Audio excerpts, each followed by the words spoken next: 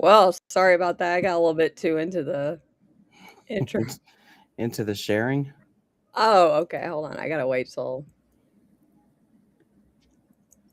Oh, wait a sec. Oh, there he is. I'm like, where's Mac? Hey, Mac. I'm here. Oh my God, why do we hear echo? Oh, that's me. It's my phone. My bad. You know I'm bad about that. I think that's it. Okay. Is it gone? Hello? Yeah, I hope it's not me. I don't want to be the blame for anything. Yeah, You Mac. get blamed for enough stuff, Mac. I'm not blaming you for anything. There you go. There you go. I do. I hear an echo though. Mac, do you want to come back out and come back in? I can, yeah. Okay, thanks. All right. Do you hear it too, Jen? Yeah. It might be because he has his volume turned up on. Man, I don't know. Could be. So is that better? Hello? I'm Do you here. have your volume turned up?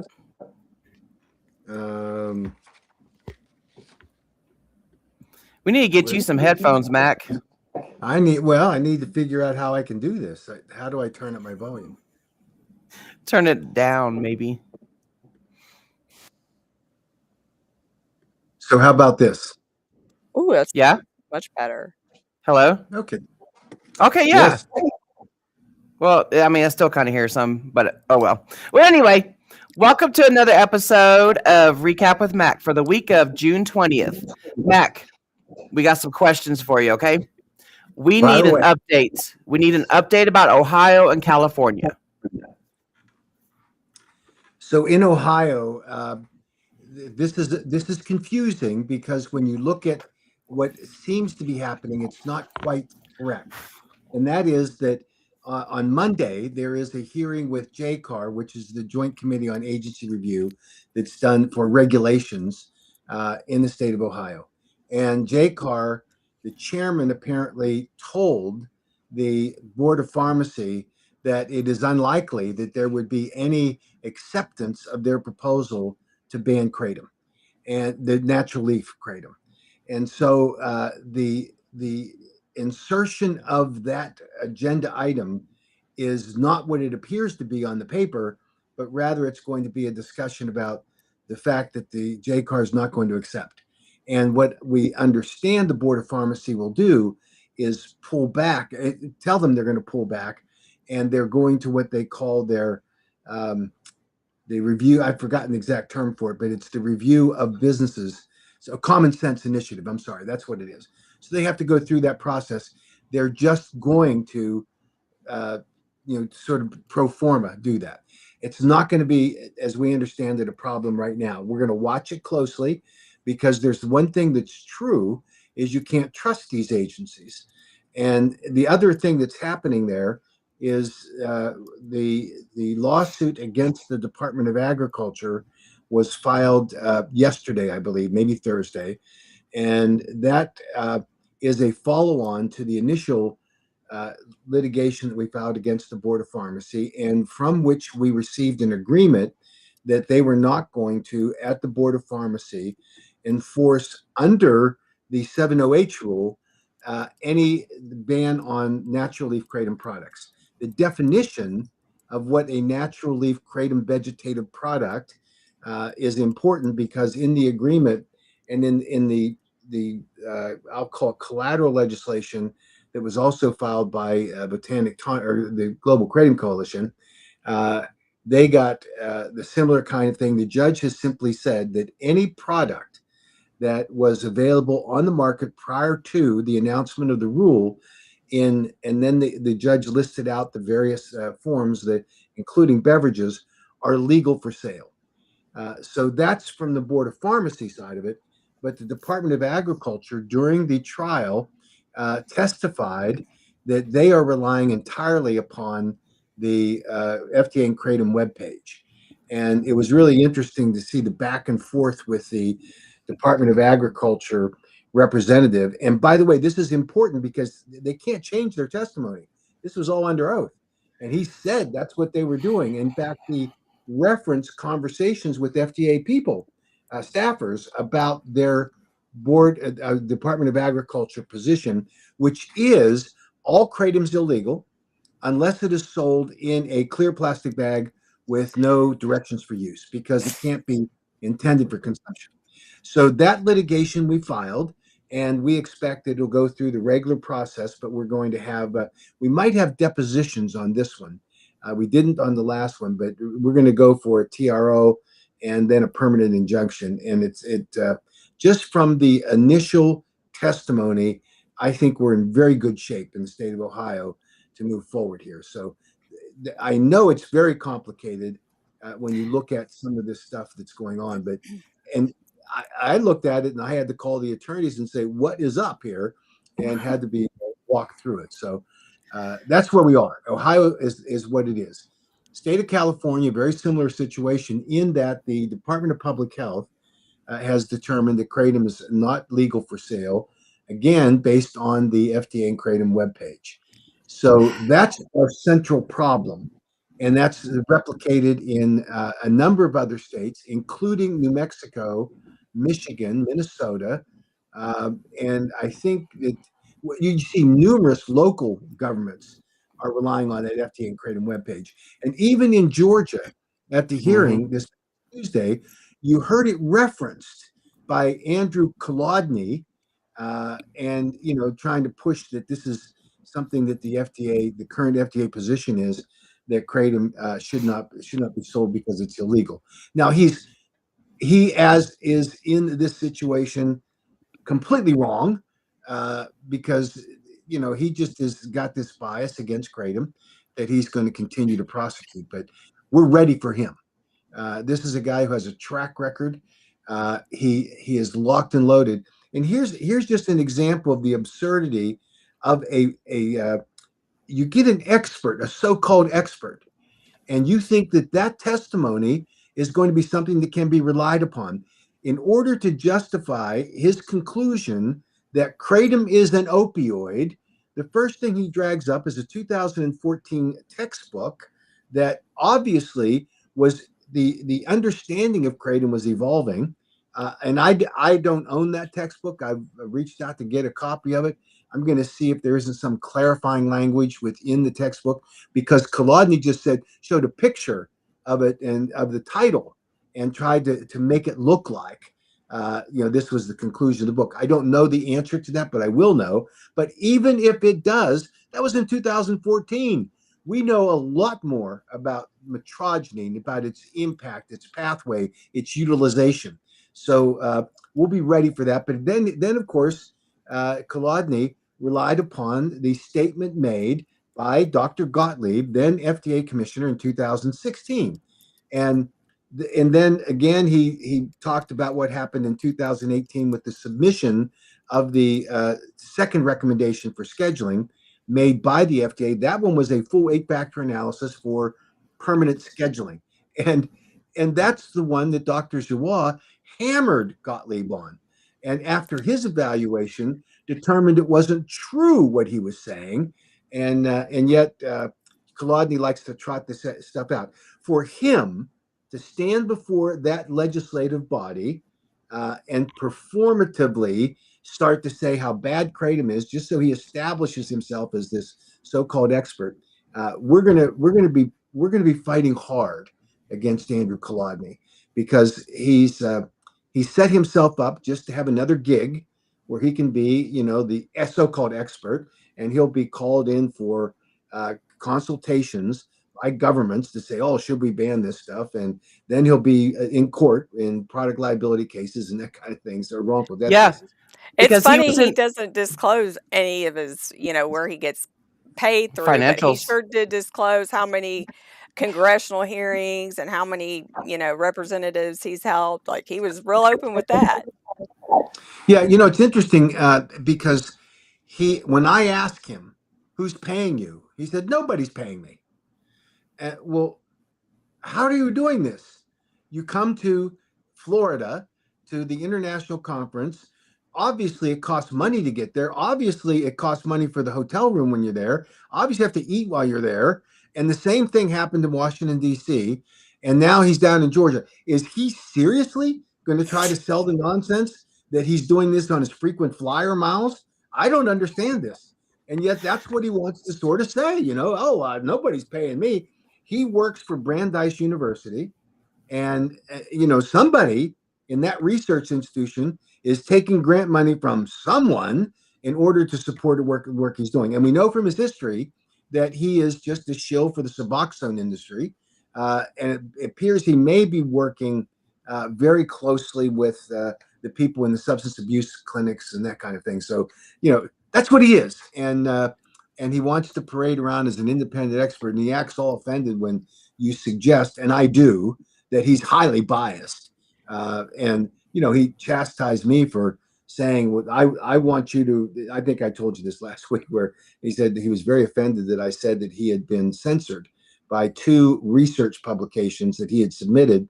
The bodies came back to him and said, you've got to change the fact that you didn't disclose that you had expert witness funding, and he had to correct that. Now, he said, you've got to stop that because they didn't censor me in any way. I said, well, why did you make the correction? Who told you that? Did it just come to you in your sleep? Was that an epiphany? I mean, this is okay, Andrew, you just thought about it and said, oh, maybe I should amend this. Clearly someone told him he had to do it, and he did, but he wants to now act as though that, you can't say that I was in any way censored by any research group. Fact is, he didn't disclose it when he should have, and he had to, for whatever reason, then had to amend his disclosure statement. What I noticed in that Blue Ribbon Study Committee is, okay, he's in the epicenter of the lawsuits. You got Eli Cohen that's there, who works for Matt Wetherington. So I feel like Kolodny is going to be an expert witness for those attorneys right there. Yeah, and I think that's correct. They will use whatever resource they can in order to, get these cases further along the path. The one thing that's hard for them, I think extremely hard for them, is that the facts don't help them, and they can get someone like Andrew Kolodny to be an expert to try to say, well, this is what this means, but it doesn't change. Look at one autopsy after another, and you see that there are huge defects in the conclusions that are drawn, and it's disgusting because we can talk about this more, but what happened with the Patty Wheeler case is astounding in terms of what we're now learning, as opposed to the conclusion that Patty Wheeler claims that the medical examiner in the state of Texas told her, which is not supported by the tox screen or the autopsy. I don't know how that medical examiner could have said any of the things that Patty Wheeler is saying were said, unless that medical examiner said those things prior to the tox screen being completed and eventually. And anything said up to that point. Here's the prime example. According to Patty Wheeler, the medical examiner said the cause of death was kratom, which Patty Wheeler described in another interview as being she knew it right away, and that it was because of massive amounts, according to Patty Wheeler, that the coroner said massive amounts of consumption of metrogeny. Well, where is it on the tox screen? If that's true, if you really believe that, so we're gonna issue the equivalent of a FOIA, Freedom of Information Act request in Texas, to the medical examiner, asking her for what texts, communications with, documentation of this conclusion that there was massive amounts of metrogenine that were part of her conclusion that kratom caused this death. This makes no sense. Okay, go ahead and read those pinned comments that you have, Jennifer, and then I will go to the other set of questions that I have. The first one's from Gabrielle Mack. Could the recent controversy surrounding Senator Mullen and Botanic Tonics make the FDA more hesitant to update the kratom webpage, even if the changes are warranted due to concerns about optics? Unfortunately, the answer is yes. I think that's true both for the FDA and the DEA. No one likes to be in the center of a storm, a PR storm, that's created by the actions that are described by newspapers. I mean, if you're in the middle of that, it's a mess. And so I think it will give pause both to the FDA and the DEA, unfortunately. But there's nothing we can do about it. The story's out. The description of the events that are covered by the story, they act like it's some, wow, people were paying money to get access. You know something? Just blank out the name and put in anybody's name on any major discussion over the past, 50 years, and you could have the same narrative. So I think fundamentally that's unfair. It was a sensationalized headline story. It was about, an attack by the New York Times on the Trump administration, acting as though the Trump administration is for sale. I can tell you that in my experience as a lobbyist, and I am a lobbyist, but I'm also an advocate in case Madeline's listening. But during the Obama administration, it was well known throughout Washington that if you wanted a meeting at the White House, you had to go through the Chicago Mafia.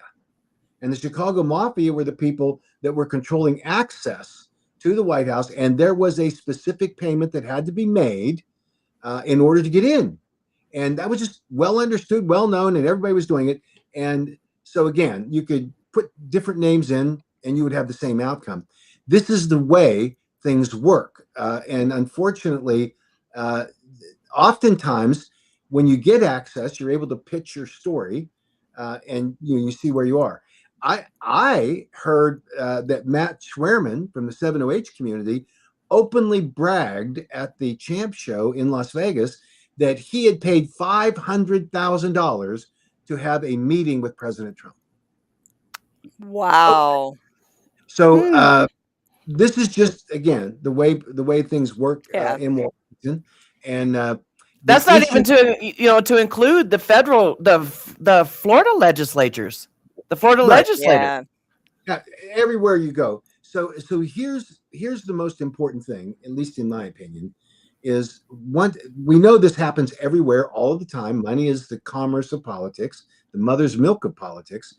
Can a person like Secretary Kennedy, FDA Commissioner McCary, the DA administrator, can they make good public policy and sift through the arguments that have been made by these people that are in there, because of their political connections or their financial ties to various groups that can get them a meeting. Can they get through to the right issue, to the truth of the matter? And I have confidence they can, because every time you do something, there's a standard that's even more important than the New York Times sets, and that is the policy aligned with the federal law? And there's got to be a framework that they have to operate in. And so I think that, in my opinion, this is a little bit of a anti-Trump thing. It's a little bit of a firestorm that will blow away, and then we're going to get back down to what the real issues are with respect to natural kratom leaf versus 7-OH, and what the federal government policy ought to be. So I can tell you straight up, the FDA and Kratom webpage needs to be amended or taken down and substantially revised. I can tell you that the FDA's import alert needs to go away. I can tell you that the DEA's Kratom page needs to go away, and that we need to have a DEA action that classifies 7-OH and its follow-on products as Schedule 1 substances. That's the right policy. How close we get to that, we'll see. But I can tell you that we're making progress on all of those fronts. And I've been surprised at the energy of and willingness of people that are in very high positions to have discussions about these issues over the last couple of weeks. So can you go over? Oh, go ahead. Is the Ohio Board of Pharmacy serious about the other rule to ban metragine? Would JCAR stop them from establishing that separate rule based on what happened with the 7-OH rule? I think that this is, again, as I mentioned earlier, pretty complicated, but JCAR has told the Board of Pharmacy they're not inclined to approve the natural kratom leaf metragine ban. And that, if that's true, that's going to be significant for us. But the JCAR committee can jawbone the Board of Pharmacy, but now the legislature is out until November, and now they'll come back in for some special sessions. And if there's some action by the Board of Pharmacy, then you'll see litigation. Obviously, we'll have to sue them again, or you're going to see the legislative leadership telling them, no, we're not doing this, and we'll call people back and we'll get it done. So there's some options available. The Board of Pharmacy is following the direction of the governor. The governor has to assess whether he has an appetite for this fight. There are more important things that I think he has to deal with, and whatever motivated him, the governor, to start this. And I think that in some part it was Mr. Gibbs coming in and talking about how his son died. And I think that as the truth emerges about some of the conclusions on these autopsy reports, that we'll be in a better place. So we know that lawsuits, especially at this caliber, are not cheap. So if you guys can, please donate to the AKA. protectkratom.org/donate, because this is not cheap. Yeah. Amen to that. Lawyers money, I'm telling you. Yeah. So speaking of that, so we know that you guys have collaborated with Moms for America. Now, there's some people in the community that are worried that the AKA consumer donations are going towards that cause. Can you going towards moms? Yeah, because because you guys are collaborating with them, so they're thinking that, oh, you guys are going to start paying them to do advocacy work. So the answer to that, we've not paid them a penny. The Moms for America has made a very important decision to actually advise from their platform that mothers should be very concerned about 7-OH, chemically manipulated opioid products. I think you're going to see a very strong position taken by Moms for America. I can tell you that the 7-OH community got in early with the Moms for America, and that's just smart on their part. They were able to persuade the C4 part of Moms for America to do some op-eds and some pro 7-OH things. Then something happened that was very important. and that was that suddenly the truth landed on Moms for America. And to the credit of the leader of Moms for America, she dug into it, started researching it, and found out that in her view, 708 people were wrong. And they've now been told that they're wrong, and they will no longer have a relationship with Moms for America. When I spoke with the Moms for America people about this, because we knew that they had some relationship with the 708 people, the passion that Kimberly, who leads that group, was amazing. And I think you're going to see some things coming out that'll just be fabulous. Now, will there be things that we collaborate on? We'll share, obviously spend money on it. Yes, we do things all the time with veterans groups. We do everything we can in order to get in front of policymakers on this. And I can tell you that the Moms for America has a substantial footprint in the public policy advocacy realm. And it was interesting. I was telling Kimberly, the head of the group, that I learned when I was working for Senator Hatch, that in the early days of my political career, one of the things that popped up in a survey that we did among women about how do you, and this is back in 1980, I think. How do women acquire their information about politics? And the thing that jumped out at me was shocking was at the bus stop. I said, what? Yeah, we talk at the bus stop and people share information, what they've heard, what they don't. That was really amazing to me. And for the next two election cycles, we focused on that. Yeah. On getting information in the hands of moms that would be influencers at the bus stop. Now, social media has taken that over. This is back in the day where there wasn't Facebook, there wasn't the kind of tools that are available for political advocacy, but that was a boots on the ground kind of operation, and really, really eye-opening to me to hear that. So, but now the Moms for America has taken their advocacy platform. They've really very sophisticated in the way that they communicate. It was very impressive. I had the chance yesterday to be on a video with them that they'll be putting out soon. And so I think it's going to be a great relationship because they are truly seeking the truth to protect kids. And that's something that we are passionate about as well. I think the people in the Kratom community's concerns are based on, because political stuff, because their beliefs doesn't line up with their beliefs. I'm just like, I don't care. Yeah. I don't care. If you have another big advocacy group that's willing to do this, put Kratom on the forefront, let's do it. So I think you're absolutely right. In politics, sometimes you find yourself with very strange bedfellows. And the perfect example of that is when in 2016, when the DEA was at the behest of the FDA trying to schedule Kratom as a Schedule I substance. Think about who was there. On the House side, you had Matt Salmon, who was a very conservative member of the Freedom Caucus. I think he founded the Freedom Caucus in the House from Arizona. And then you had Mark Pocan, one of the most liberal progressive Democrats. And over on the Senate side, you had Bernie Sanders and Orrin Hatch. I mean, think about that.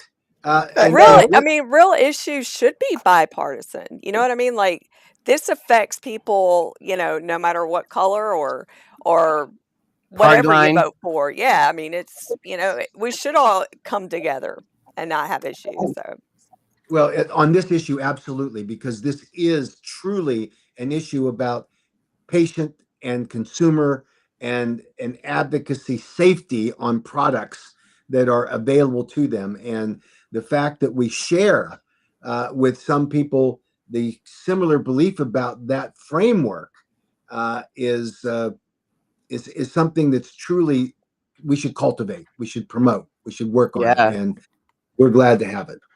I never even heard of that group until you guys did that email blast. And how the heck did you even come across them? Listen, this is the secret sauce of politics. You develop relationships, and you'll see I call it a what the hell moment. You see someone advocating for 7OH, and you think, what? And that was something that struck me. Is what are you talking? How could a mother's group be advocating for 7OH? And what it took was the truth. That's all. And I didn't expect to be successful, because typically when someone gets, their feet in the ground on some position, but wow, I'll tell you, the leader of that group, when she dug in and she did her own research, and she came back, and I expected a little bit of a pushback, and I didn't get that. I agree. Yeah, any sensible person can look at the facts on 7OH, and sensible. I really thought that Kimberly and I were standing at a bus stop, and we're sharing information, holding up newspapers. That's what I remember seeing as a kid, is driving by the bus stops with my mom and dad, and there's people that are standing there with the newspapers. Yeah. I miss the smell of a newspaper. I really do. Yeah. Okay, so let me get to this other question. Let me go find it. Is it echoing really bad for you guys? It's only not too bad. It's like only like an after thing, so it's not like interrupting when we're talking. Yeah, I'm not here. No, of course you're not. Okay, so how did the misinformation on kratom deaths get started? So if I were going to drill down and find the cause of it, it started with the FDA when they wanted to justify their first attempt in order to schedule kratom. They came up with was it 33 deaths? I think there was their first number. They then went to 44. But in that 33 deaths, you saw 9 that were in Sweden. And those are the people that had ingested. 9 people died in 2009 in a 12-month period. That got the attention of every public health group in the world. You had some countries immediately that went and banned kratom in Europe, and the FDA got after it. Those 9 people ingested a kratom product that was adulterated with O-desmethyl tramadol at a lethal dose. Had nothing to do with kratom. And yet there it is in the Federal Register notice for the scheduling of kratom. That's a big problem. So they started it, and then they went to 44 deaths. If you remember, we had a FOIA request for those 44 deaths and autopsies and the reports. And we got back 43. And of those, the 44th, we were told was not available because of HIPAA restrictions for privacy. Mm-hmm. And it was a reporter who called me and said, that 44th one you didn't get? I got it. And he said, I got it from a wholly different database at the FDA. And that's the famous one where the kid died of a gunshot wound. Yeah. And they called it a kratom death. That shows you how bad this whole thing is, and how it got started. And we had an analysis done by an independent forensic toxicologist of those 44, and it was characterized by that independent expert as being shoddy work by the FDA. You had a kid who drowned, and they called it kratom death, that kind of thing. So that's where we are. I think it started it, and now it's been repeated over and over again. And now you've got medical examiners and coroners who have gone to conferences and they've had sessions on kratom, and they hear about, it's potentially dangerous, might be addictive. And anytime it pops on a talk screen, bam, they say it's a kratom death. And I'm telling you that we're drawing a line in the sand, and as we showed, we're going to get very aggressive in exposing these so-called kratom deaths, looking at these autopsies and how important it is to get the facts and the truth, rather than listening to this one after another claims about kratom deaths that are caused by kratom alone. The FDA doesn't agree with that today. NIDA doesn't agree with that today. And yet you're seeing these medical examiners and coroners just willy-nilly making these ridiculous claims that it's a kratom death. Yeah, I heard an interesting, somebody quoted yesterday. It was something like, there are no feelings. So I can't tell if I've lost you guys. Uh-oh. Looks like you're a little bit frozen up. Can you see us? Can y'all see? We're good on our end. Okay, because I was thinking it was me. Are you there, Mac? He might have to refresh. You might need to go out and come back in. So I'm going to wait and see if this restarts. I see Misty is just gradually kind of dropping off the side of the screen, but it's obviously frozen. Okay, I'm going to remove him and then he can come back in. Okay, I was thinking about it, but I didn't know if that was gonna. Now he probably got problems with his Wi-Fi today. I know. Hey, you're doing good so far, Jen. So what's the last thing you can? Oh no, he's frozen. Are you there? I'm here. Yes. Okay. Your Wi-Fi is messing up, Mac. Yeah, we heard you the whole time. I think we just froze for you for some reason. Okay. Yeah, I was going to say that I heard someone quote yesterday, there are no feelings in the pursuit of truth. And, I thought that was interesting. It's a great quote because I'll tell you, my personal position on this is that I do not doubt for a second that these family members believe that their son or daughter or spouse or friend died of kratom. They believe it, no question. I'm not doubting them, but I will tell you that we all ought to pursue the truth. Absolutely find the truth, right? And the way to do that is through good science, full investigations. And I get this question by on one of the, I think it was on LinkedIn, Kratom Eradicator or whatever. Is that Gibb from Ohio? Mm-hmm. Yeah. Yeah.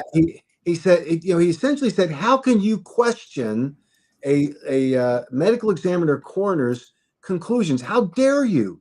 And that's the flaw. You look at what happened in Ohio when the mother calls me and said, the coroner, I think in Ohio, is calling my son's death a kratom death. And the reason he's doing it is he saw a bag of kratom products on his nightstand when he did the investigation. And she said, I'm standing there in the bedroom of my son, and this guy tells me that kratom is going to be the cause of death just by the observation of a kratom product being available. And she said, I told him that my son was saved by kratom, that he suffered from addictions, that he was lost to me. And kratom brought him back into the life. He had a job, he had a girlfriend, he was socializing with people, he was functioning in society where before he was not. And the investigator said, because he was obviously impressed by this mother's impassioned plea, said, look, let's wait for the tox screen. Let's see what it says. And he said, that'll be 8 to 10 weeks. Then she said the next day, 10 a.m. in the morning, the chief pathologist from the coroner's office calls her and said, I'm calling this a kratom death. This is what happens. And when we sued them, then they changed it. And the excuse they landed on was, after review of more recent science publications, we've determined that was an inappropriate cause of death. So when Mr. Gibb asks me, how can you dare challenge a medical examiner, coroner? Well, that's why, because they make mistakes. And that was evidenced in the Centers for Disease Control in 2019, where they had the so-called 151 deaths that were kratom related, of which 92 were kratom was a significant causative factor. And then they said there were 7 that were kratom only. And even they missed the point of that CDC report. Lots of sensationalized headlines, but the CDC report actually said there are no standardized post-mortem investigative protocols, and there needs to be, because every state's all over the map, right? And then they said, and they referenced the fact that they could not say on kratom only that was truly the cause of the death. And they referenced a New England Journal of Medicine article examining in Colorado 15 deaths that were allegedly, by the reports of the medical examiners, that were caused by kratom, and that 4 of those 15 were kratom only. Now, we know that most of these deaths are polydrug, maybe underlying medical conditions, whatever. They're not kratom deaths. And they tested with more sophisticated equipment. Of the 3 of the 4, deaths where a blood sample was available, and they examined it with more sophisticated equipment that typically would not be in a medical examiner coroner's office, and they found it was all three were poly drug use. And these, this idea that we should just accept that because a medical examiner coroner says it's kratom. And that's why I have such a significant question with Patty Wheeler's story, because she has said over and over again on various podcasts and newscasts that it was kratom. In the Utah film, when she was interviewed by a reporter, he said, "Are you sure kratom?" She's 100%. And the coroner told me. Well, how's that possible if metrogene's not even quantifiable on the tox screen? Not even quantifiable. Now, here's another problem. Depending on, and this is very complicated, depending on how long between the death and the autopsy, where they draw the blood from in order to do the testing, whether it comes from the femoral vein or other parts of the body, there is a process called redistribution where you have pooling of various chemicals and changes in the concentration of chemicals that are in the bloodstream, and a lot of factors involved in that. So you may end up with an inflated number or a deflated number, one of the two. In the case of metrogene, they found that this redistribution, depending on where the blood is drawn, can give you a false report. So there's that issue that's complicating this as well. But in the Wheeler case, I don't think, nor does it appear, that the coroner or the medical examiner in Texas even had the tox screen when she assures Patty Wheeler, if Patty Wheeler is accurately describing it, that it was huge amounts of metrogene that led to the cause of the death. Patty Wheeler is the one who says on podcast, "Oh, we knew it was kratom because we found all these bottles of the product in his bathroom and in his car." Well, I'm sorry, that's not scientific. Right. It's something to be considered. Don't get me wrong, but then here's the key point: how much metrogene was in her son's system? It was not quantifiable. If he was taking massive amounts immediately prior to his death, then it would pop on the tox screen at significant amounts. But instead, you have a non-quantifiable amount of metrogene and 10 other drugs in his system. 10 that were quantifiable. That right there just absolutely, that just blows my mind. And then it makes you wonder that all along, has there been an ulterior motive to make the documentary? Who got to Patty Wheeler? Where's the chain of command is what I want to know. Well, this is my view, and it's only observational in the sense that in my discussions with her, I think she sincerely believes everything she says. I think that there's a little bit of grief that has amplified some of the things, but I think she does believe this. And I think that her connections, remember, her two twin sons had done when they were, I think, 11 or 12 years old, had done a world tour or something. And they already had experience in the Hollywood arena. And Mr. Rubino, whom I talked to along with Patty when they did this documentary, it was because of those Hollywood connections. And this is the most important thing. They told me repeatedly that this was not a hit job on kratom. This was not an effort to get kratom banned.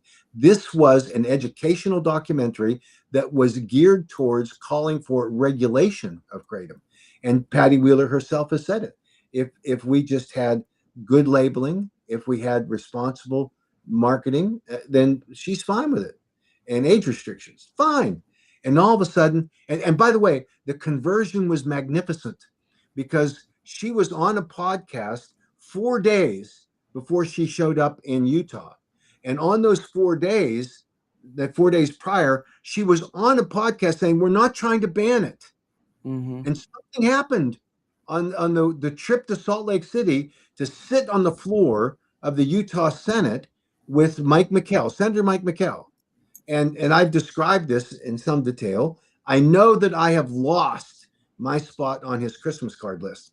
But this is a guy who by, and I said this in the video, that one of his colleagues said, "This guy's such a media hound, he'll climb to the top of Mount Everest and kiss That a, was an hilarious. albino yak if he thought a news camera was there. And by the way, I didn't say this, but the guy actually, the person I talked to, said he would climb up there in his boxer shorts to get to the top of Everest. So he's a media whore. He is, and so, but here's what happens suddenly, and this is what appears to be the case. Patty Wheeler's sitting on the floor of the Utah State Senate, and that's a significant event.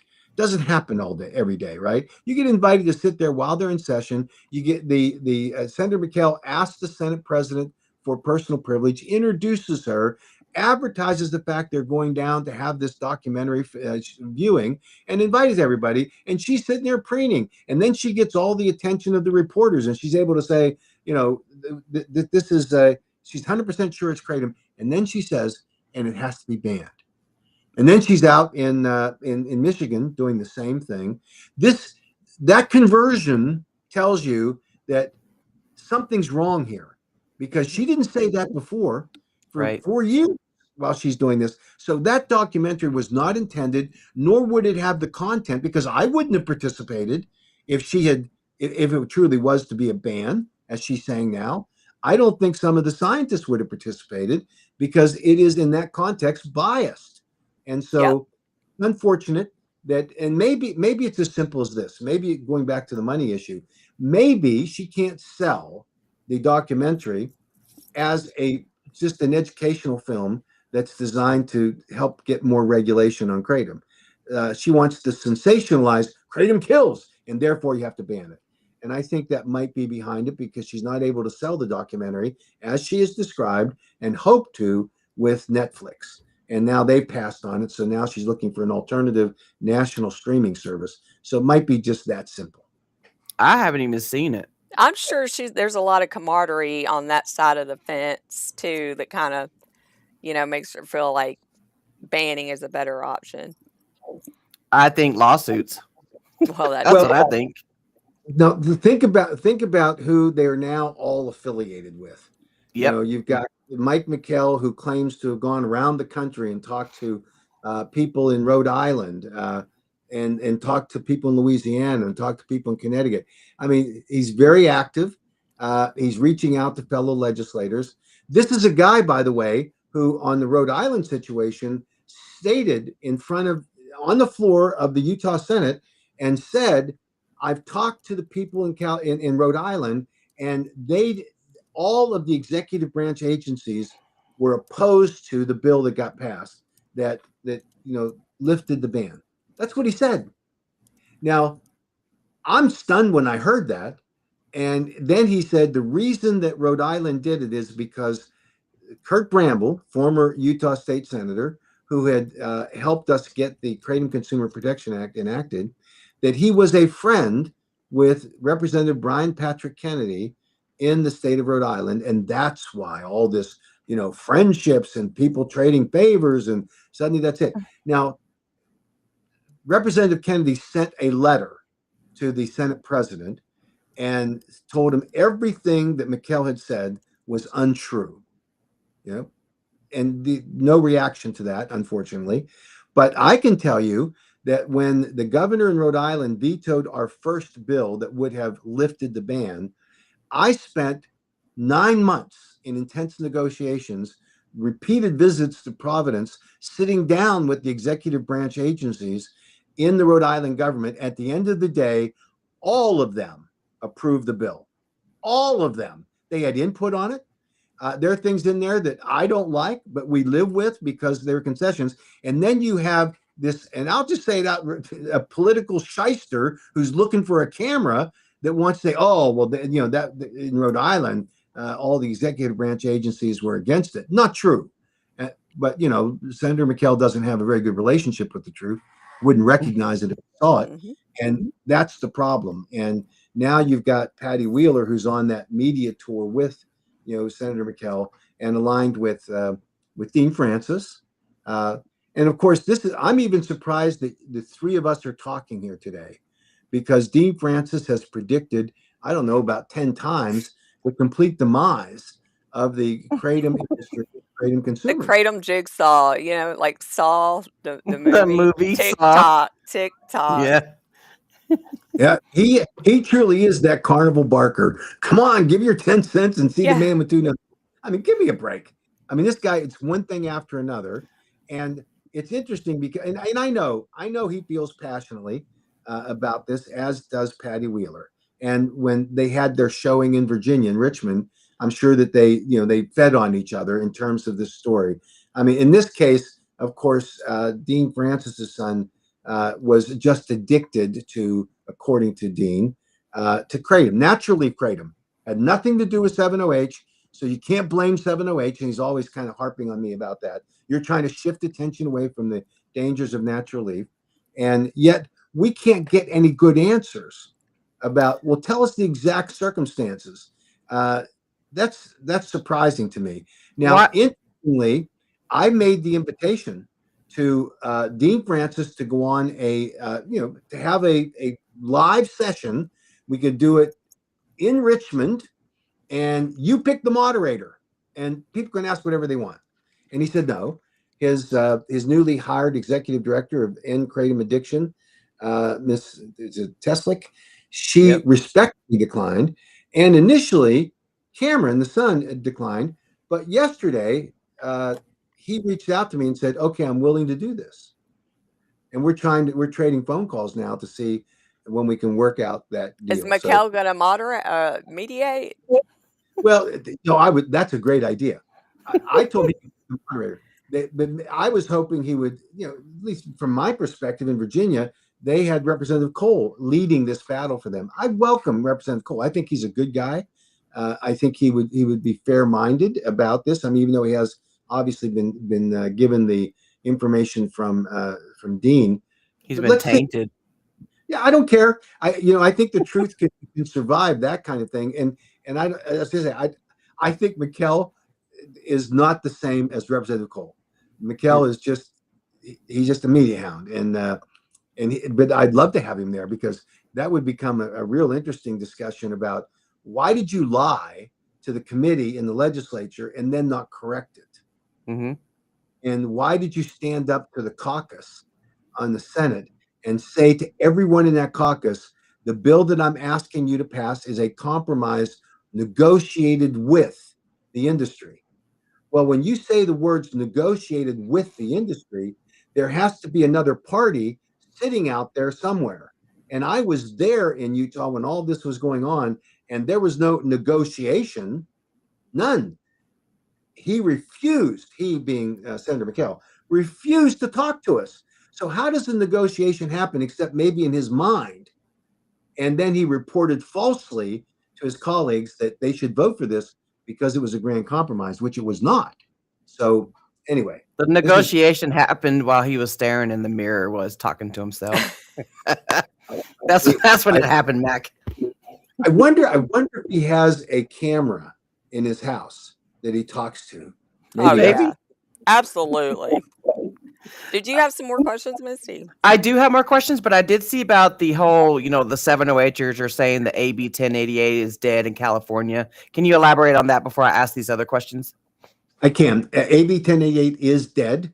The reason it's dead is that the chair of the Senate Health Committee wanted to amend it and say that ban everything. And her view was to follow the Department of Public Health's position on it. And so the sponsor of the bill, despite her best efforts to negotiate, both of them, by the way, the sponsor of the bill, Dr. Bain, and the chair of the Senate committee are doctors. They just have different perspectives on this. And so AB 1088, even though it passed unanimously in the House, the Senate health chair was going to amend it to say ban everything. So it got pulled and therefore was not available for a vote. We're going to have to go back next year, and hopefully we will have made progress at the federal level with the FDA and Kratom webpage, and we'll be able to correct that. Okay, so it's not over. Not the fat over. lady hasn't sang yet. But not by a long shot. Okay. Kratom danger awareness is fiercely criticizing the AKA for publicly showing autopsy and toxicology reports you claim do not support the cause of death claims. Do they have a point? They would. I think that, this is a delicate issue. It's sensitive. We have to respect the fact that these are very private issues. And the only ones that I'm going to be involved in are those that have decided to show up at legislative hearing after legislative hearing and use that death as an example of why the legislature should take some action. They've weaponized their grief. They've converted it from being just that personal issue. And I think that at that point, we have a right to examine whether or not the decisions made by the medical examiners or coroners were done correctly. And those are fair questions to be asked if you want a legislature or a local government agency to ban a product that would have impact on accessibility of an otherwise safe product, but for whatever the circumstances were that were involved in those deaths. It's fair game. And we are not going to take this, oh, how dare you kind of attitude that has been expressed by Patty Wheeler and her ilk, saying, this is such a terrible invasion of privacy for people that have lost a loved one. I'm sensitive to that, but if you want to have that private grief, take it to private and believe whatever you want. But now all we're examining is whether the information that's been provided backing up the claims made by these kratom danger awareness people and others are correct. And best example in Montana, I heard one of the grieving mothers say, "We just want to be heard." Well, I want you to be heard, but I want the truth to be heard. And I want to make sure that when we get to the bottom line, that the decision made by the medical examiners, as they did in Sweden, 9 deaths were wrong. As they did in the 44 deaths, reported by the FDA, they were wrong. And we have now been able to demonstrate that I think we're on the path to demonstrating that Patty Wheeler's conclusion was wrong based on the public record. We've seen it already in Ohio. Tennessee. You talk about, a travesty, absolute travesty. And the real harm comes from what Patty Wheeler herself said. She said in a podcast, she goes, "I know there are people that have benefited from the use of kratom. I do not want to take that away from them. I just want to regulate it." And in Tennessee, there were people who were benefiting from kratom. And now Patty Wheeler's leading the charge to say we should ban it. There's something wrong with that picture. And so, sorry, we're not going to be cowed simply because you want to shame us for disclosing information that is public. We're not doing anything inappropriate here. It's public documents, and we're going to examine closely the claims made by those people that say it was kratom only that killed my child, my spouse, whatever. So that's where we are. Yeah. We all want the truth. Yeah. All of us. And why would you not be open to that? Why would you not want to? If I truly thought that was the case with, my loved one, I would be, they do send it out to everybody and they do post it up on social media and journalists but if you're doing all that, it's fair game. Mm-hmm. But I would be more than willing to give information. Absolutely. And, I'll tell you an interesting thing. In our family, I lost my youngest brother. And he had a back problem. He went in, he just refused to go for treatment. And when he finally went into the doctor, it was probably something that had progressed where he shouldn't have allowed to get that far.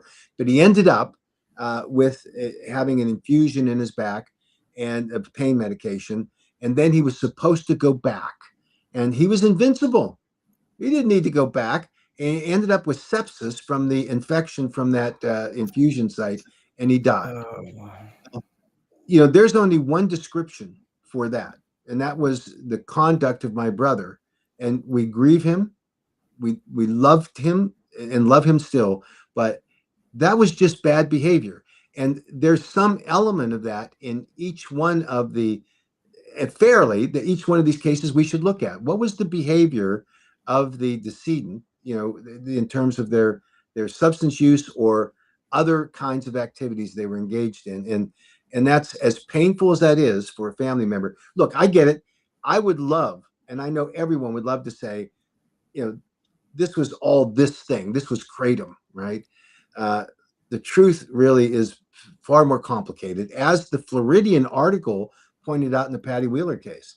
I mean, they did it. It was a fabulous accounting where the facts don't align with what's claimed in that case. And I think that some of this is personal responsibility, and we don't want to admit that our kids, and I have 6 children, 17 grandchildren, and I have one son that I knew that when he was talking to me, and his lips were moving, he was lying.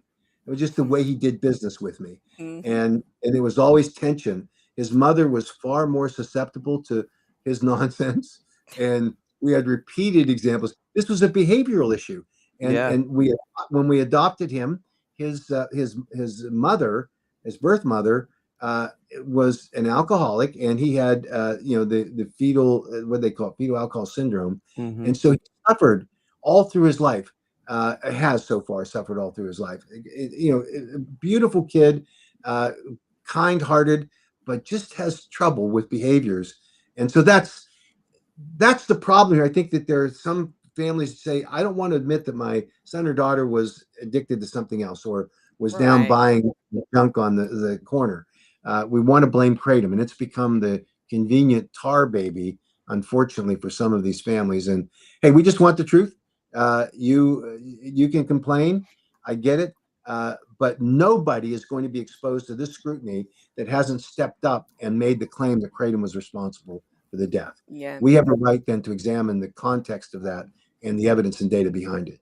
Yeah, I mean, I agree with you. You put it out here publicly, we are going to question you. And you could call me a bully all you want. You could call me a fool.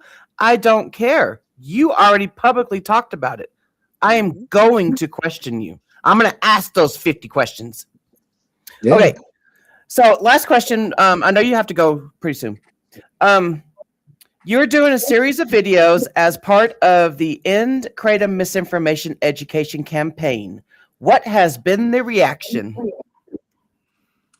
Well, three groups have reacted to me. One is our friends in the kratom community, because they love it. They think it's important to get accurate information out there, and we encourage people to reshare it, repost it, drive people to the site, because we think it's an important step forward. And it was derived from my frustration in hearing from people that should know better, and so we wanted to have a resource to go back. Second group are those people that are just plain ticked off, that they don't like what I'm doing, and they think it's unfair, and that I'm twisting things, and I can tell you that there are a couple of people that, not surprisingly, don't like it. Andrew Kolodny doesn't like it. Doesn't like what I said about him. I haven't heard from Mike McKell yet. Maybe if I tell him I have a camera, he'll show up. Yeah. But for people that are allied with him, that aren't happy about it. And then, interestingly, there's some news people that have somehow found out about it, and they're calling me, asking me if I'll do interviews with them. And so that's a good positive outcome. So that's good. I got one criticism that they're too long, and that's fair. I think that maybe they're too long. Put it on 2 times speed. Exactly. Because I mean, there's a lot of you have to really go into detail, and I think it's educational. So one person said that to me, and I said, well, I know a person that can cut them up into sound bites, and you can see a shorter version of broken up into pieces. I still might know a person like that, and so we'll see. I mean, we could do that if you want me to. That's who I was talking about. Oh. It didn't take us. Okay. That's what because we've been doing the Opus Clips things, and I love that program. I absolutely love it. Cool.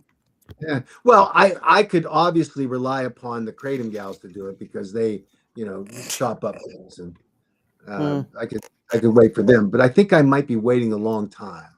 I'm not sure. Do you want us to Opus Clip it up? Because I mean, the only thing we've done is we posted the full video. We just added captions to it.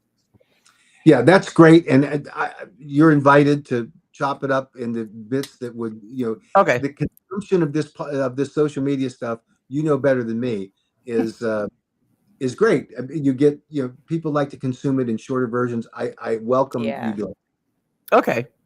So, all right. The new Wired article is promoting For Us. That was a good article. Do you remember reading that, Mac? I do. I thought it was an excellent article. And it's interesting for that article. And then I think I started counting, and I was up to like 14 interviews in the last 5 days. Nice. And just listening to the questions, they're vastly different than they were 6 months ago. I think there's a, at least an awareness now by some of these reporters that there's two sides to the story. I got contacted by 60 Minutes. They're doing a story.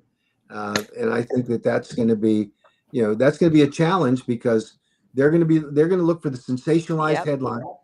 Nothing sensational about saying, hey, we want to regulate and protect people. A lot of sensationalism about, oh, people died from it.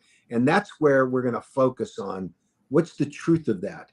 And I don't think 60 Minutes wants to get on the side of some grieving parent that is just slinging nonsense because they feel that, not that they know it, not that they can back it up with evidence. They just feel like their son or daughter died of kratom. I mean, I when I talked to the reporter, I was stunned at the misinformation. But they're open, and there's going to be a lot of discussion before they get to the story. So if you're going to be on there, they have to have an opposite, right? So I wonder if this is Kolodny's. I wonder if Kolodny's going to be on it. Well, I'm the opposite. They've already interviewed Wheeler and a group of other mother. I think they did Wendy, or they're going to. So they came to me because they're trying to balance the story. Yeah, that's like, with all this Tennessee stuff, it's like they try to balance the story, but it's not really balanced. You know what I mean? It's like all of it. So yeah, I get it. But so I mean, I could be completely wrong, and probably will be when you're talking to the press. It's difficult, but just in the early conversations with them, I think they truly are interested in hearing an alternative viewpoint. They ask for who the experts that I would recommend. Obviously, they're going to make their own decisions. This might be a great platform for us. We'll see.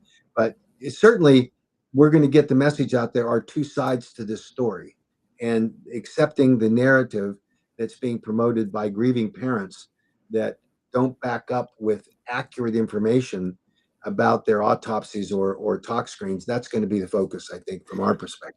Did they do you in person, or was it just a phone interview? These are preliminary discussions. We haven't gotten into much detail at all yet. I don't think this is something you're going to see in the next couple of weeks. It won't be. I think they're looking sometime this fall. So they're just ramping up for doing some research on it. You know what I could picture is like, okay, you know how like if they're covering a trial and they have all the jurors sitting up on stools, like I wonder if they're going to have all the, KDA moms sitting on stools right there. Who knows?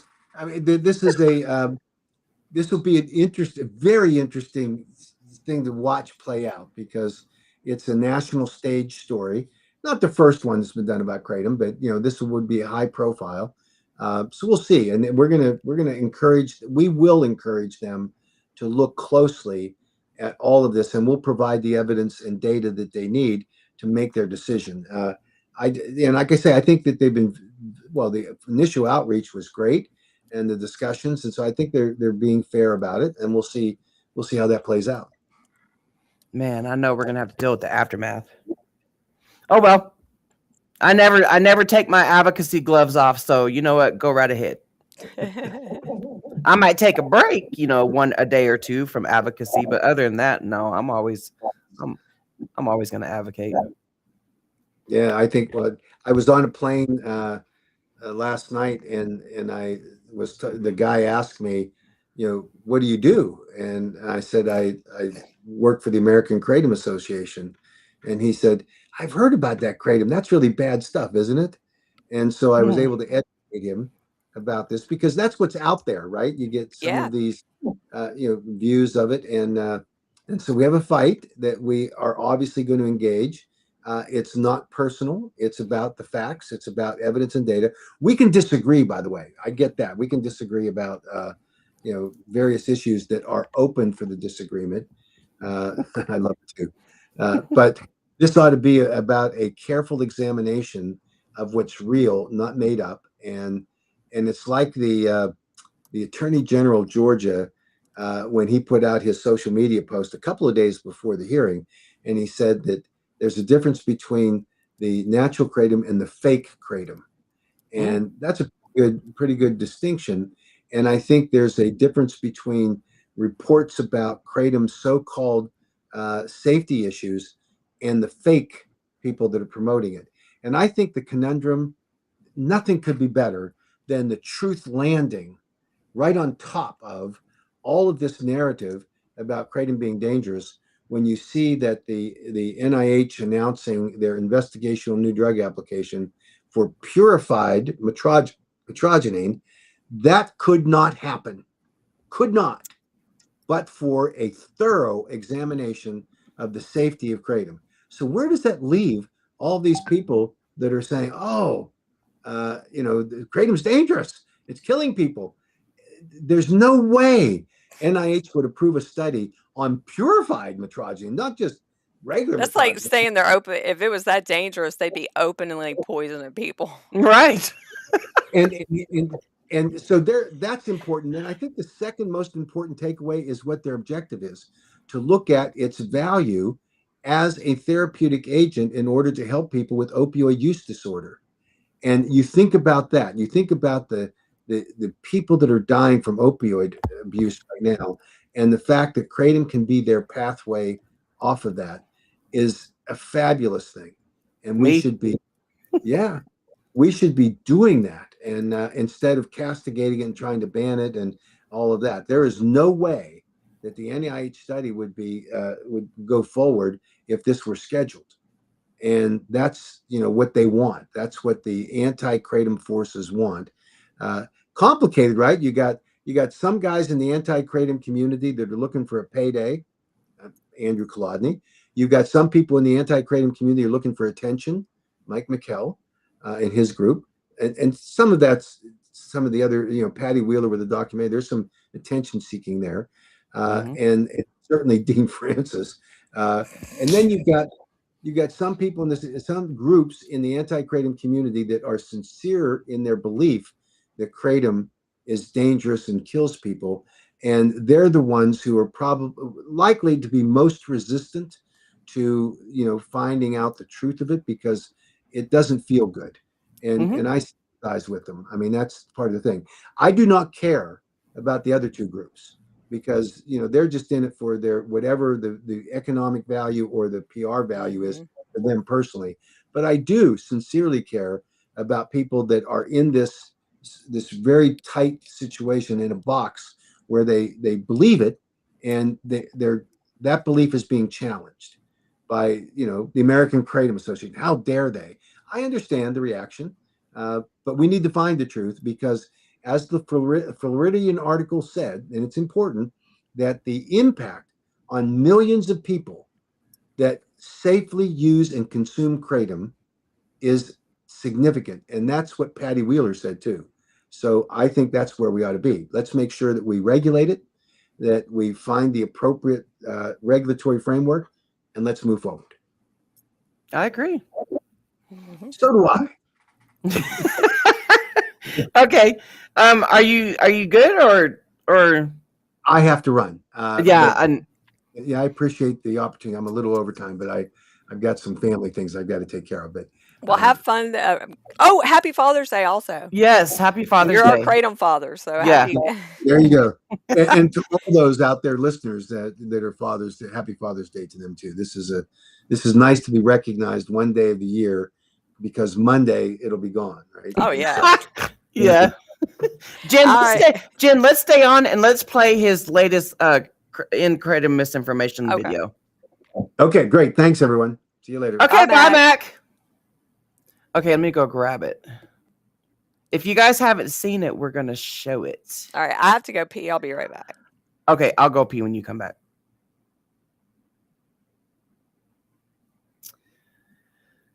Oh, let's see. Yeah, because, Mac is doing his research. Let me tell you. He's doing the damn thing. And y'all need to be sharing these videos out. Get them out there. Get it. We need more exposure. Because he's doing it.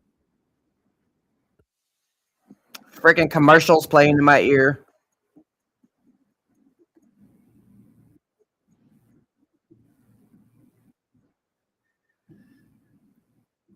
Hold on. Okay.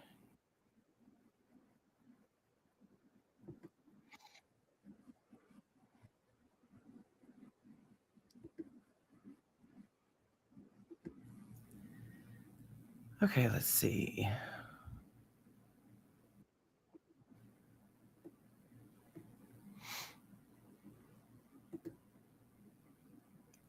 Okay, I'm gonna play Mac's newest episode, his In Kratom misinformation campaign that he's got going on. This one is episode 3. It's about the autopsies. Yeah, he's the god. He's the father of Kratom. Okay. Hey, Jeff, what's going on? Okay, feel much better. Yeah, and it's not echoing on either side, so I don't know. We hadn't had any technical difficulties in a while, like, with the audio feedback or whatever, but I think that's what happened with when Mac joined. Can you see Mac wearing headphones? No. I can't either. Yeah, that Carnival Barker song, or Carnival of Lies. Yeah, Carnival of Lies. Yep. Yeah, absolutely. I call him our Kratom dad. Yeah. She got him as Mac Daddy on our intro. Yeah, I like that we started doing this because it does give us kind of like a recap, so we don't have to wait for the monthly webinars. Oh, that's what I should have asked him, was when are you going to do the June webinar? Did he do a June? I don't remember. I was out in DC. Nope, he didn't do one, huh? No, I don't think so.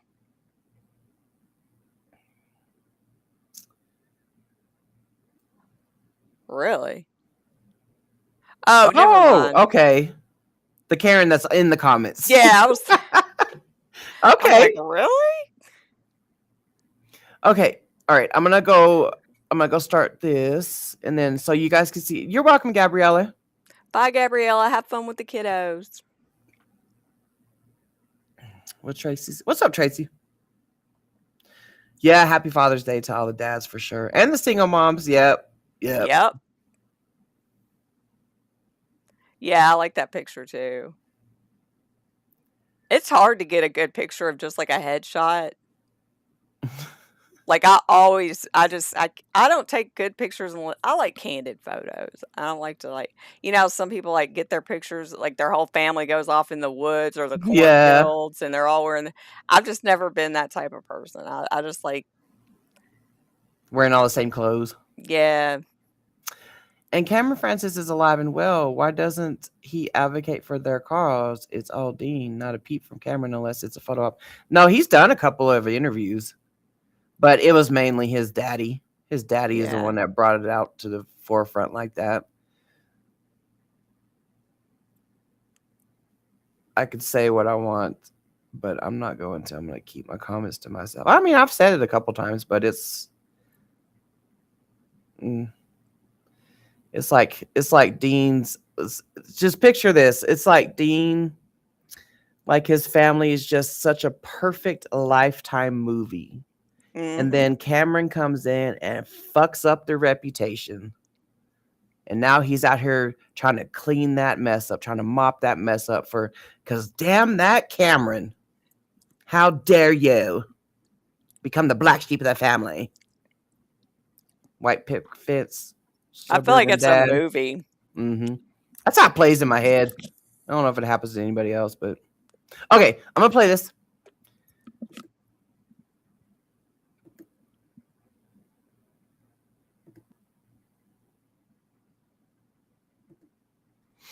Hello, this is Mac Haddo, Senior Fellow in Public Policy with the American Kratom Association, and welcome to episode 3 of the End Kratom Misinformation series, where today we're going to focus on the truth about autopsies and toxicology screens that allegedly involve kratom. As a part of this, we simply have to look at how bad science and bad reporting combine to create so-called kratom deaths when the evidence simply does not support the often convenient conclusion by a coroner or medical examiner. For years, Americans have been told over and over again this frightening story: kratom killed my family member. Sensationalized stories about so-called kratom deaths are spawned largely by the claims of grieving parents who read the word kratom in an autopsy report, many of whom have been encouraged by trial attorneys to go public to infect jury pools for personal injury cases. They seek sensationalized headlines in media stories. They testify at highly charged legislative hearings. Reporters jump at the chance for television interviews. Documentaries have been produced, and social media campaigns across the country all repeat the same distorted message about the dangers of kratom.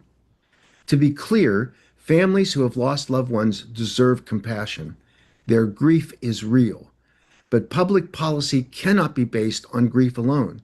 It must be based on good science and reliable evidence. And when it comes to deaths allegedly caused by kratom, the evidence often tells a far different story than those sensationalized headlines. Today, we're going to examine one of the most important questions on the entire kratom debate: how reliable are autopsies and toxicology reports when determining whether kratom actually caused a death? The answer may surprise you. The Wyatt Wheeler case is probably the best starting point for this discussion. There are other high-profile cases, and we will address them in other episodes. But the Wyatt Wheeler case is one of the most widely publicized examples of an alleged kratom-only death, and his Hollywood-connected mother, Patty Wheeler, is today working hard to become one of the most visible anti-kratom advocates in America. When I first met Patty Wheeler, she asked me to be in a documentary about her son's death, and she personally assured me that this was not an effort to ban kratom. It was only to educate and to encourage good regulations. That's an objective the American Kratom Association believes passionately in, and I readily agreed to participate in the Wyatt Wheeler documentary. This case is the shining example of why what we are led to believe to be a crystal clear case of kratom causing a death until it's not. Patty Wheeler's documentary has been screened or promoted in several states, and she's working hard to sell this film to a national streaming service that to date has not been successful. Now, this documentary is being used for the very purpose Patty Wheeler personally assured me it was not intended to be: to ban kratom. Wheeler has now forged an alliance with various anti-kratom voices, including Dean Francis, the founder of End Kratom Addiction, Wendy Chamberlain, founder of Kratom Danger Awareness, Utah State Senator Mike McKell, and Michigan House Speaker Matt Hall, all of whom are calling for outright bans on kratom. In every public appearance, Wyatt's death is presented as ironclad proof that kratom itself is deadly. The claim appears to rest largely on the conclusion reached by the coroner who led this autopsy. And all of that depends on one important and fundamental issue. Are any of these conclusions supported by the actual evidence and data? Or was this just a coroner who wanted to validate a belief of a grieving mother? An investigative report published by the Floridian, a publication based in Florida where Patty Wheeler currently lives, exposes the real truth about the death of Wyatt Wheeler. And it clearly does not appear to be from kratom overdose, as Patty Wheeler was apparently led to believe by that coroner. Check out the headline that exposes the truth about the story Patty Wheeler has been telling for the past couple of years about the death of her son Wyatt. It reads, quote, "Patty Wheeler says kratom killed her son.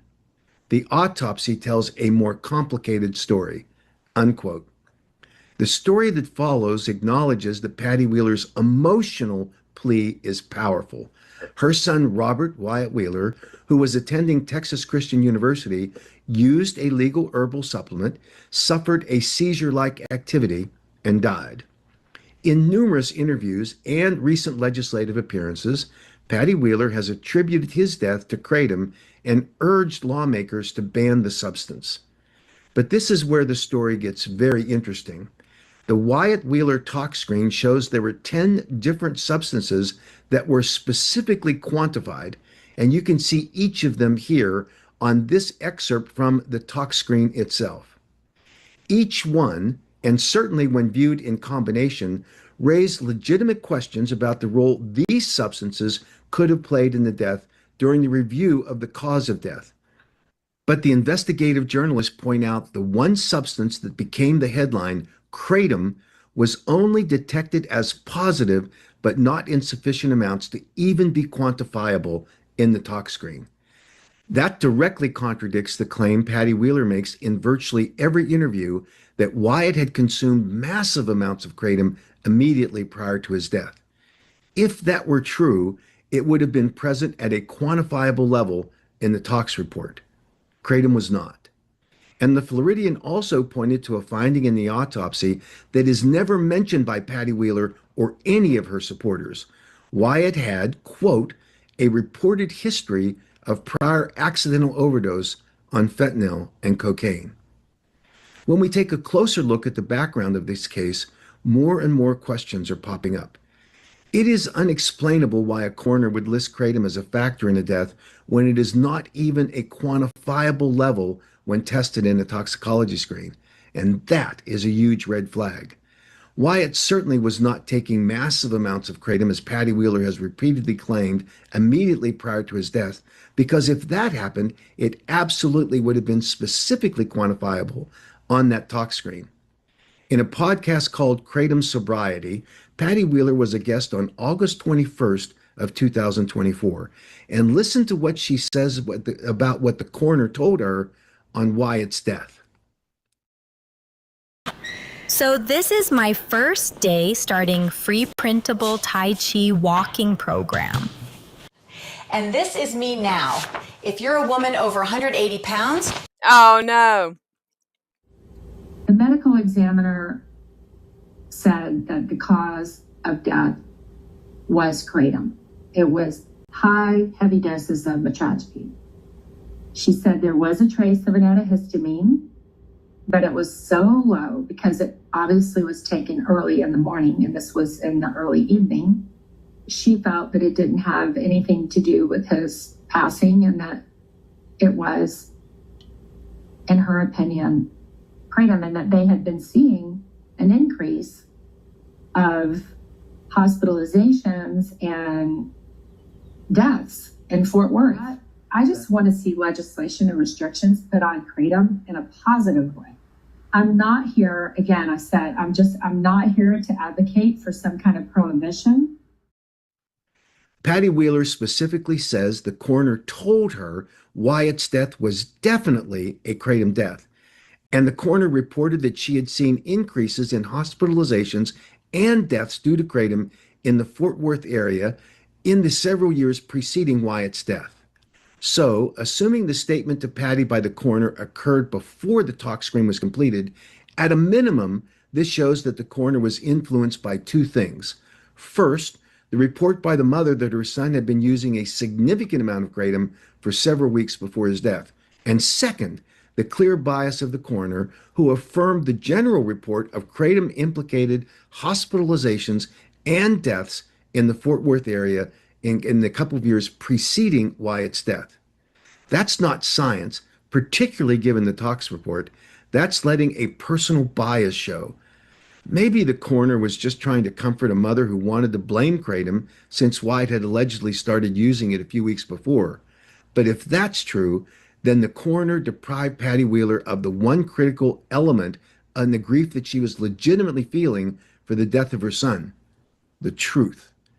The Floridian then identified how that coroner's unsubstantiated claim on Wyatt's death being caused by kratom could have a far larger impact on the public policy discussion. Quote, The question is whether her son's death has been accurately described in public debates that could affect millions of consumers and an entire product category. That is especially important where policy proposals do not merely target concentrated extracts or high-potency 7-OH products, but natural kratom leaf as well." Unquote. In the Kratom Sobriety podcast, Patty Wheeler made a statement that directly contradicts what she is saying today. Listen to this. Welcome to the Sober Spill. I am incredibly grateful to have Patty Wheeler on with us today. Patty on the sidelines. And I had said to her, you know, I want to do something. I don't know what I want to do, but what I don't want to do is just sit back and let Wyatt become another perceived overdose, because I know it was something else. And I knew from the minute it happened that it was kratom. Okay. So that's what we're asking for, is consistency, transparency, proper labeling, and informed consent.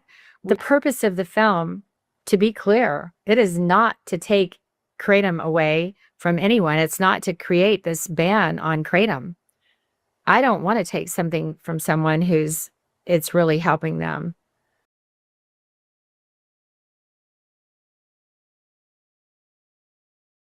Sorry, I muted it before I wanted to. I paused it before I unmuted myself. I wanted to say the lady right here, this Asian lady right here, she too was in attendance at the Florida Symposium, the International Kratom Symposium in February. Oh. She was there as well, learning everything that we learned, regarding the deaths, all that stuff. She was there.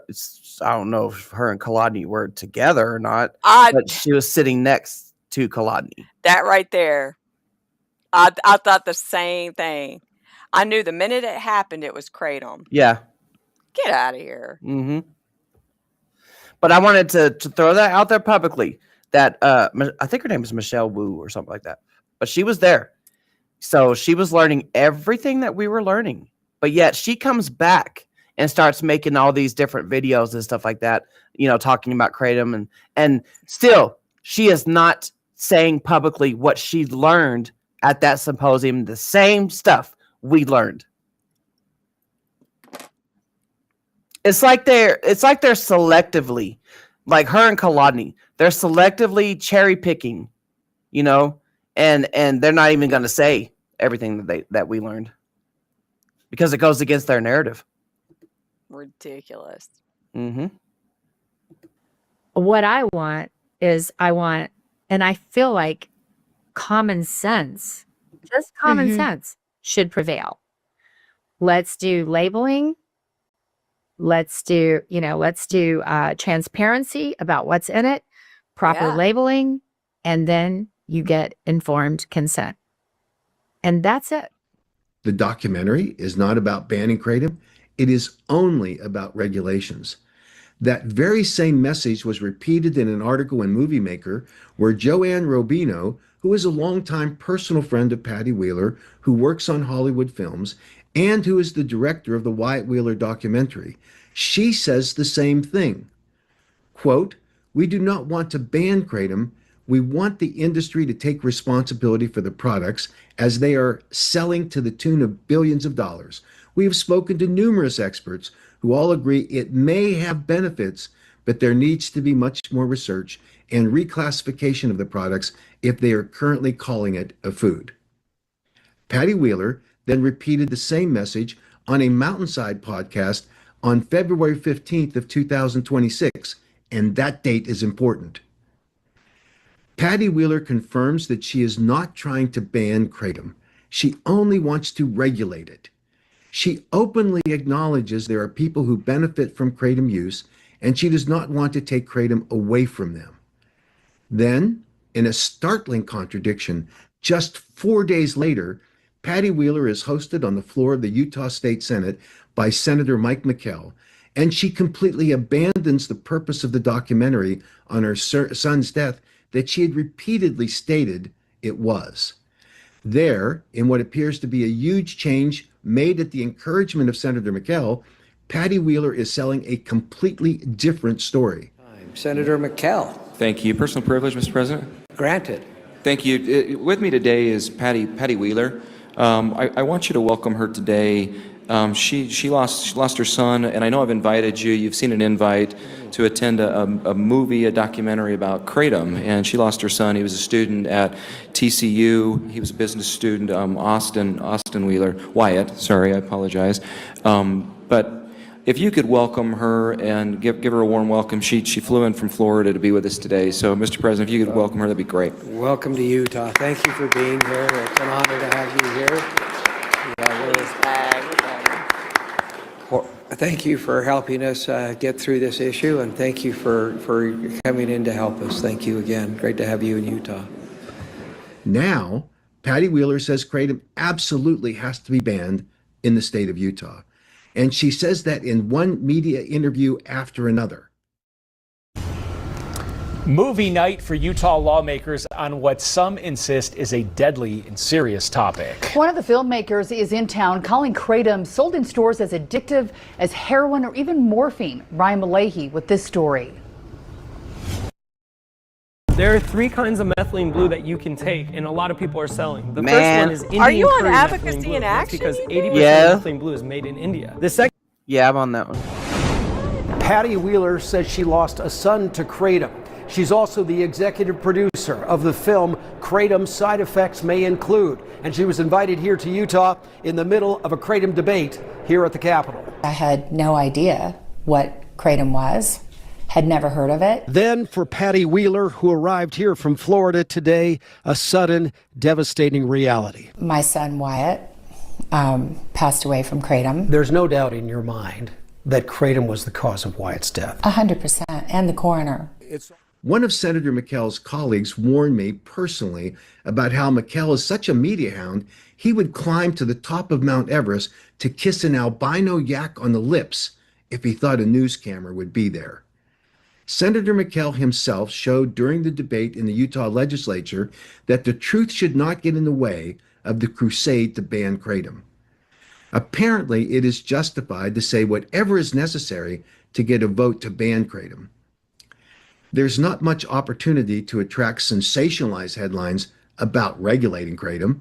A lot of legislators agree with the American Kratom Association that should be done. But Senator McKell appears to have convinced Patty Wheeler that it would be a far better path to get attention to the documentary if she joined him on his anti-Kratom crusade. Senator McKell and Patty Wheeler then hosted a showing of the very documentary Wheeler had said was not about banning Kratom, only regulating it. Then on March 18th, 2026, Patty Wheeler is standing next to Michigan House Speaker Matt Hall, begging for a ban on Kratom. Patty up here. I know this was a very emotional day for Patty. She's gone all over the country and advocated in other states about the dangers of Kratom. And it just happened she was here today while we were moving this bill, and so I wanted her to have the opportunity to give her thoughts on the bill today and the problem overall of Kratom. So welcome, Patty. Great to have you here. Yep. Thank you, Speaker Hall. Wow, this is a very emotional day for me. I never imagined myself to be an advocate. In 2022, October, I lost my twin son, Wyatt, to Kratom, and he was with his twin brother when it happened, and my journey took me to produce a documentary, a film about Kratom. And it is not a film to evoke outrage. It was a film to request attention. We needed transparency, we needed awareness, and we needed proper labeling. Michigan today did an unbelievable thing. I have been honored to be with Utah, Virginia, Connecticut, now in Michigan, supporting such a law, a ban. This needed to happen. Then on April 21st, 2026, Patty Wheeler joined End Kratom Addiction Now founder Dean Francis and his son Cameron, who are on their own tour claiming natural kratom leaf products led to such a high level of addiction with Cameron, he had to be admitted to an inpatient detox facility to get clean of what he described as only natural leaf kratom. What we do not know is how much of Dean Francis's story is wrapped in the same misinformation as Patty Wheeler has been promoting from the coroner's autopsy report. Dean Francis, on a daily basis on social media, acts like a carnival barker, claiming the end of the kratom industry and the demise of the American Kratom Association. But, like the carnival huckster selling tickets to see the man with two noses, it's all fake. I have personally invited Dean Francis on several occasions to join me in a public forum to discuss all of these issues, to discuss whether kratom is truly the dangerous substance he claims, and if it was just natural kratom leaf that led to Cameron's addictions problems. Dean Francis has flatly refused. He instead prefers to being a keyboard commando to lob his anti-kratom attacks from behind a computer screen. I've invited Cameron Francis, his son, to do the same. Cameron actually accepted the invitation at first, but he has now gone silent for the past 6 weeks. I then invited Executive Director of the End Kratom Addiction nonprofit created by Dean Francis, Hillary Teslick, to have this open forum with the moderator of her choice, and guess what? She also declined, albeit she did so by her description respectfully. I told each of them they can pick the moderator. Attendees can ask any question they like. All refused. So here is the bottom line question that I want to examine in a special episode that applies to the so-called kratom-only deaths. First, can coroners or medical examiners get it wrong on a death report, or do we have to treat their conclusions in every case as the gospel truth? Second, should legislators base legislation on autopsy reports that claim to be kratom only, or should they look behind those conclusions for the truth? And third, who are the real victims when a coroner or medical examiner makes an incorrect finding on an autopsy report? I invite you to stay tuned and continue on our journey to end kratom misinformation. Thank you for joining us today, and I look forward to examining these issues in future episodes.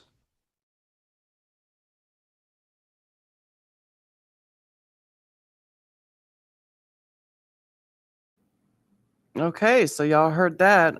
Well, what he said earlier, Jen had to go to the bathroom, so she probably ain't gonna be able to put her thing on the screen yet. That's Cameron did reach out to Mac yesterday, so we shall see what will be coming in the future. I would love to see a debate. Love to see it.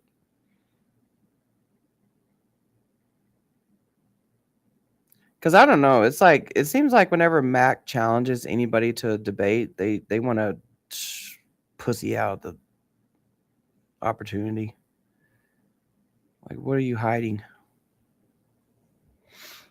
That's what I want to know.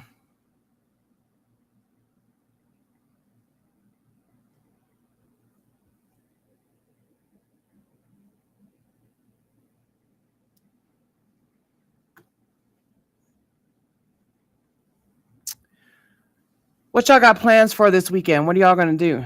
Anybody doing any barbecues for Dad? Barbecues for Dad? Yeah, anybody doing some barbecues? I don't know what we're gonna do. Probably nothing.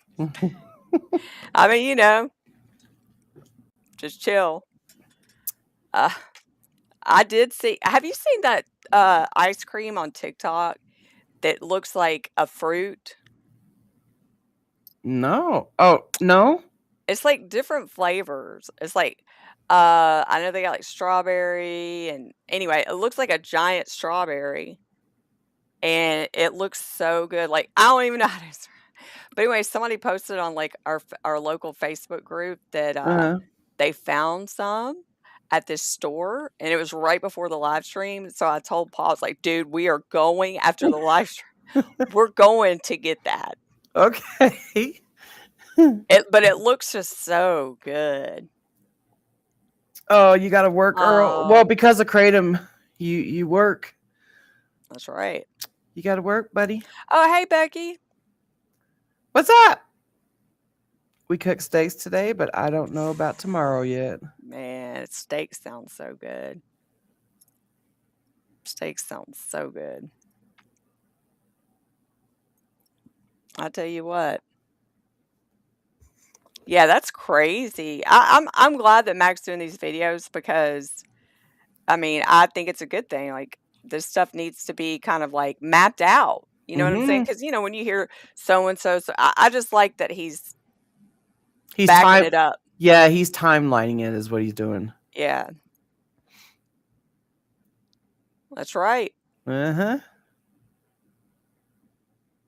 I ain't no holla back, Earl.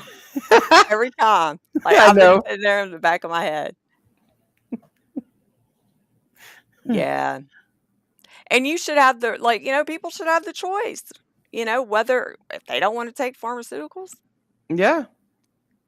I just don't understand. Like, Oh, man, Jen, because you said that, then the 708ers would be like, well, yeah, we should have a choice. But you know what? Morphine is safer than 7-OH. correct.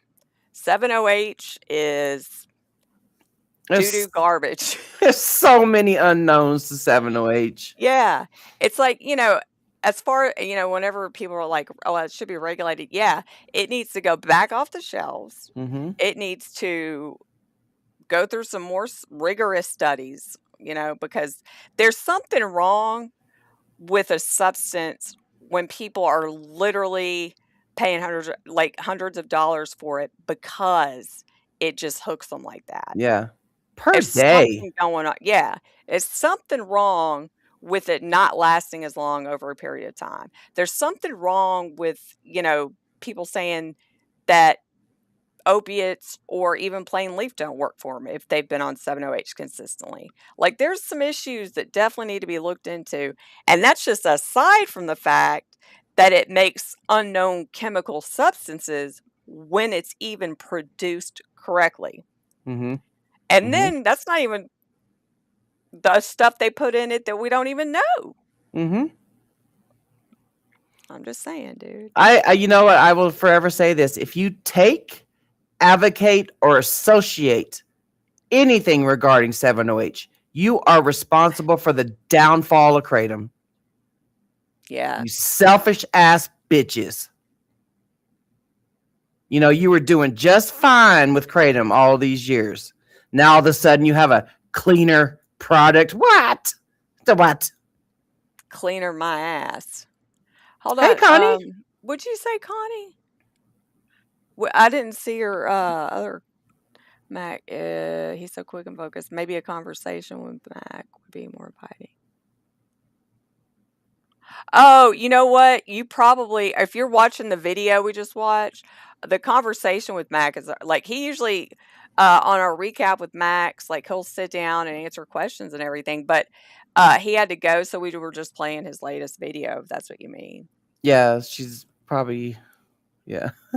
I can see what, yeah. I can see where she's probably at in the well, stream. damn, he's just in here and like just. Yeah. So once you get to this part, Connie, we already had our recap with Mac. So have you covered this? I thought she may have asked a question, but I don't see one. Oh, goodness gracious. Well, it's not raining today, so maybe we'll go get some ice cream and. Oh, never mind the ticker. I was like, oh, I need to take the ticker off. But dude, if y'all haven't checked out that website, no kidding, kratommisinformation.org, it is pretty good. That's where they're I wonder if he put the newest episode in there. But that's where he's putting all the episodes to. I'm gonna go take a gander. Yeah, he got episode 1, 2, and then the special one, and episode 3. So, yep. When he asked people to debate him, it's scary. I guess. I mean, probably scary Oh, for. you're saying if he uses the word debate. I think that's just like in his vocabulary, Yeah. and I mean, technically it is a debate. I mean, if you're trying to voice your opinion and they're trying to voice their opinion, and then there's a mediator. I mean, there always has to be a mediator because if there's not, Yeah, no, it could go then it's just sideways real quick. crazy. Yeah. So, I mean, honestly, though, that's how, because like if it was just a discussion with no mediator, think about how many times you talk over each other or, maybe things get out of hand. So I think it's just like a little bit more of a organized discussion. But yeah, I know what you're saying. I can see that. I want to see it. Like I said, like he says, they're keyboard commandos. I mean, they talk some massive shit. Yeah. Behind the scenes. Yeah. Like bad. So for them, I don't know. I think that I think every advocate's kind of fed up with it. Yeah. This, I've been fed up, and like I said, I don't care. I don't give a shit. You want to call me a bully? Call me a fool. All I'm doing is telling your truth. Hat. I'm just telling your truth for you, and if that makes me look like a fool, I guess you're the jester in the carnival of lies. I do not care. Well, I think it's true too. It's like at the end of the day, they know there's holes in their, story, and they don't want anybody to poke more holes in them. Like I survived active addiction. You know what? I've been telling the truth for 7 years now since I've been on Kratom Consumer and an advocate. I will not lie about anything. I can't. I lied for 11 years. 11 years straight. I don't know. Lying to me is just one of the worst things. Honestly, like I have no respect for liars. Liars are the same as like thief. I'd rather somebody just be open. Like, if somebody don't like me or something, go ahead and tell me. Like, it's not going to hurt my feelings. And if it does for 5 seconds, I'd rather that than you just lie. People that lie, you just can't trust them. You can't. So it's like, I don't know. A lot of those people, though, they lie about one thing. How can you believe them about everything else? Right. Especially on social media. There's no second chances on social media. Well, and it takes it to another notch when they go to hearings. Yeah. And their story changes in each hearing. Yeah. It's like, why is your story changed in each hearing when, I don't know. Lies are so hard to keep up with. Oh, that's exactly why. That's exactly why.